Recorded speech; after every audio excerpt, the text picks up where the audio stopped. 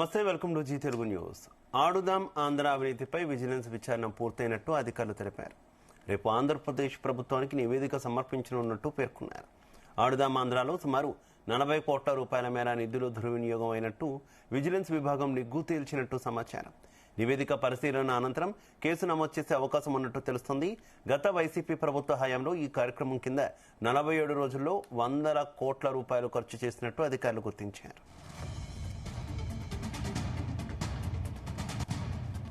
ఇదే విషయానికి సంబంధించి మరింత సమాచారం మా కరెస్పాండెంట్ రామచందర్ అందిస్తారు. రామచందర్. Thank you Shiva. ఏదైతే ఆంధ్రప్రదేశ్ లో గత ప్రభుత్వంలో వైసీపీ హయాంలో నిర్వహించినటువంటి ఆడుదాం ఆంధ్ర కార్యక్రమాలలో భారీ అవినీతి జరిగిందని కూటమి ప్రభుత్వం అధికారంలోకి వచ్చిన తర్వాత విజిలెన్స్ విచారణకు ఆదేశించింది.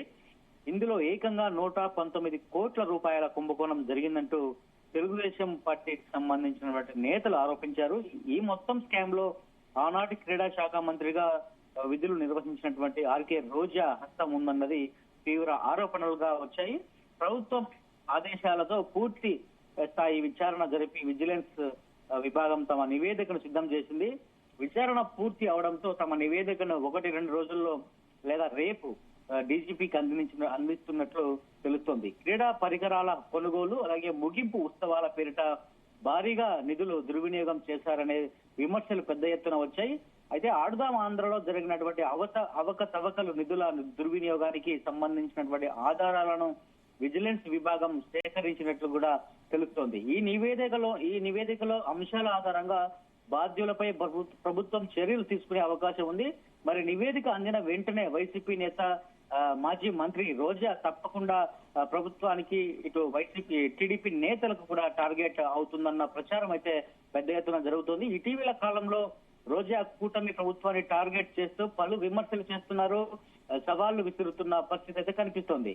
ఈ నేపథ్యంలోనే ఆడుదాం ఆంధ్ర అవకతవకలపై విజిలెన్స్ రిపోర్టు ప్రభుత్వానికి చేరుతుండటంతో సర్వత్రా ఆసక్తి నెలకొంది. అయితే గ్రామీణ స్థాయిలో సైతం క్రీడలను ప్రోత్సహించడానికి చేపట్టినటువంటి మంచి కార్యక్రమం ఆడుదాం ఆంధ్ర అంటూ అందులో ఇలాంటి అవకతవకలు జరగలేదని రోజాతో సహా వైసీపీ నేతలు కూడా మరోవైపు వాదన వినిపిస్తున్నటువంటి పరిస్థితి అయితే కనిపిస్తోంది. అయితే అప్పట్లో షాప్ చైర్మన్ గా ఉన్నటువంటి బైరెడ్డి సిద్ధార్థరెడ్డి కూడా ఏదైతే ఈ స్కామ్ లో భాగస్వామ్యం అయ్యారని చెప్పి కూడా టీడీపీ నేతలు అయితే చెప్తున్నారు. మొత్తానికి ఈ నేపథ్యంలో వైసీపీ హయాంలో జరిగినటువంటి ఆడుదాం ఆంధ్రాలో 100 కోట్లకు పైగానే అవినీతి జరిగిందని చెప్పి కూటమి అధికారంలోకి వచ్చినప్పటి నుంచి కూడా ఆరోపణలు చేస్తూనే ఉన్నారు. వాటిపై విచారణ చేసి చర్యలు తీసుకోవాలని చెప్పి కూడా పెద్ద ఎత్తున డిమాండ్ చేస్తున్నారు. ప్రధానంగా మాజీ మంత్రి ఆర్కే రోజా అలాగే శాప్ మాజీ చైర్మన్ బైరెడ్డి సిద్ధార్థరెడ్డి టార్గెట్ గా కూడా ఈ విచారణ జరిగిందని వైసీపీ నేతలు కూడా మరోవైపు చెప్తున్నటువంటి పరిస్థితి కనిపిస్తోంది.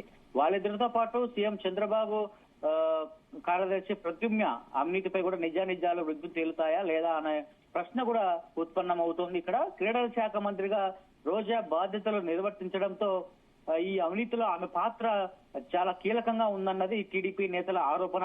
ఇది నిజమైనప్పుడు పర్యాటక క్రీడా శాఖ ముఖ్య కార్యదర్శిగా అదనపు బాధ్యతలు నిర్వహించినటువంటి ప్రద్యుమ్న సంగతి కూడా తెలుస్తారా లేదా అనే చర్చ కూడా తెరపైకి వస్తుంది. వైసీపీ హయాంలో 2023 డిసెంబర్ నుంచి 2024 జనవరి 2వ వారం వరకు కూడా ఈ ఆడుదాం ఆంధ్ర నిర్వహించారు. పట్టణ గ్రామీణ ప్రాంతాల్లో క్రీడాకారులను ప్రోత్సహించే ఉద్దేశంతో కబడ్డీ, వాలీబాల్, క్రికెట్ పోటీలు నిర్వహించారు. వైసీపీ ప్రభుత్వం దాదాపు 119 కోట్లతో ఏదైతే ఆడుదాం ఆంధ్ర అనే పథకాన్ని తీసుకొచ్చింది.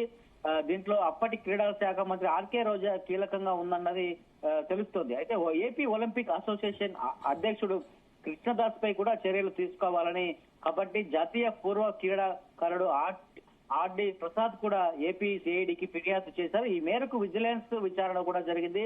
ఎట్టకేలకు విచారణ పూర్తి అయినట్లు విజిలెన్స్ అధికారులు అయితే ఈరోజు వెల్లడించారు. ఆంధ్రప్రదేశ్ క్రీడా ప్రాధికార సంస్థ షాప్ ఆధ్వర్యంలో కూడా ఈ ఆడుదాం ఆంధ్రాకు అవసరమైన కిట్లు కొనుగోలు అలాగే మైదానాలు శుభ్రం చేసి సిద్ధం చేయడం, ప్రత్యేక కోర్టులు ఏర్పాటు, వేదికల నిర్మాణం వంటి పనులు కూడా చేపట్టాల్సి ఉండింది. అయితే టెండర్ ప్రక్రియ కిట్ల కొనుగోలులో శాప్ అధికారుల మధ్య తీవ్ర విభేదాలు ఏర్పడ్డాయి. ఈ నేపథ్యంలో అప్పటికే మొత్తానికైతే ఎందుకంటే ఈ ప్రస్తుతం సీఎంఓలో ప్రద్యుమ్న కీలకంగా ఉన్నారు, ఆయనపై కూడా చర్య తీసుకోవాల్సినటువంటి అవసరం అయితే కనిపిస్తోంది. ఏరి కోరి తెచ్చుకున్నటువంటి ఐఏఎస్ అధికారి కావడంతో ఆయన ఊసే లేకుండా విజిలెన్స్ నివేదికను సమర్పిస్తారా లేక నిష్పాక్షికతను చాటుకుంటారా అనేది కూడా చర్చ జరుగుతుంది వైసీపీ వర్గాల్లో. Shiva, right, okay, thank you.